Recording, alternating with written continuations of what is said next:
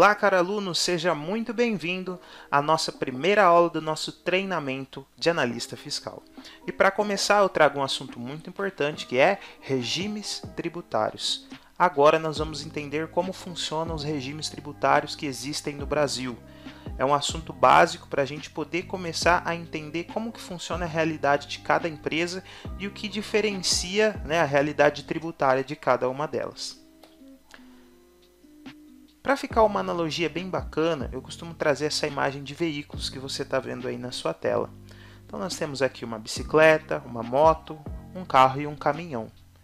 Veículos de categorias totalmente diferentes, e com finalidades também diferentes. Todos da categoria veículos, mas cada um com um tipo de porte. Nesse momento eu te pergunto, se você tivesse que escolher um desses veículos, qual você escolheria? Para você, qual deles é o melhor? Nesse momento, muitos podem escolher a bicicleta, outros moto, carro, outros o caminhão, de acordo com o gosto, de acordo com a sua realidade, Mas muitos também, com certeza, responderam o seguinte: depende. Depende do quê? Depende de uma série de fatores. Eu preciso de mais informações para escolher um veículo. Ok, concordo com isso. Então vamos pensar no seguinte cenário. Eu trabalho perto da minha casa, A empresa onde eu trabalho fica perto da minha casa, entre 5 e 10 quilômetros. Eu sou uma pessoa que gosta de economizar, portanto quero consumir o mínimo possível de combustível, ou talvez nenhum. E também tenho o desejo de fazer uma atividade física diária. Nesse caso, qual seria o veículo mais interessante dentre esses na tela? Com certeza bicicleta, porque iria pedalando para o trabalho, não gasta combustível, e é uma atividade física, ok? Já se eu tenho um emprego um pouco mais longe, 20, 30 quilômetros de distância da minha casa, e eu quero também rapidez, chegar rápido, saio daqui, pego o trânsito, tenho que chegar rápido no meu trabalho, poder passar pelas filas de carro aí nas avenidas, que a gente sabe que é a realidade de muitas pessoas, e economizando o máximo possível em combustível, qual seria o mais interessante? A motocicleta. Agora imaginemos que eu preciso levar mais pessoas comigo, porque eu tenho que deixar minha esposa no trabalho dela, os filhos na escola, enfim, eu tenho todo um trajeto até chegar no meu trabalho. Muitos aí já responderam que nesse caso seria o carro, Mas se a gente pensar com calma, vai ver que em alguns casos, mesmo para quem tem esse trajeto de levar a esposa, filhos, a gente está vendo aqui na imagem da esquerda até mesmo um cachorrinho, Todos muito bem acomodados, muito felizes. O que indica que também depende de um fator para você dizer se para carregar mais pessoas, o veículo ideal é uma moto ou um carro. Nessa região, nessas regiões aí onde a gente está vendo na tela, é normal você utilizar uma moto e carregar 3, 4, 5 pessoas. Para eles é normal. Ou seja, depende também de um fator. É justamente esse raciocínio que eu quero que você entenda. Trazendo para a nossa analogia, onde o Israel quer chegar com tudo isso. Eu comparei agora cada um dos veículos a um regime tributário. A bicicleta com o MEI, a moto com o simples, o carro com o lucro presumido e o caminhão com o lucro real. Esses nomes, caso você esteja ouvindo pela primeira vez, são os nomes dos regimes tributários. O que são regimes tributários? Eles são modelos de apuração de impostos dos quais as empresas podem optar, de acordo com a legislação tributária do Brasil. Ou seja, quando eu vou abrir uma empresa, eu tenho que escolher se ela vai ser do MEI, do simples, do lucro presumido ou do lucro real.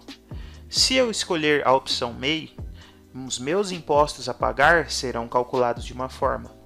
Se eu escolher a opção simples nacional, de outra forma, lucro presumido de outra e lucro real de outra. Os regimes também, eles segregam portes de empresas. Por exemplo, o MEI é microempreendedor individual. Então, normalmente, quem está no MEI é aquela pessoa que está começando, que é, de fato, individual. É a manicure, a costureira, o padeiro, o pedreiro, etc. O simples, já empresas um pouco mais robustas, por isso que eu comparei com a moto.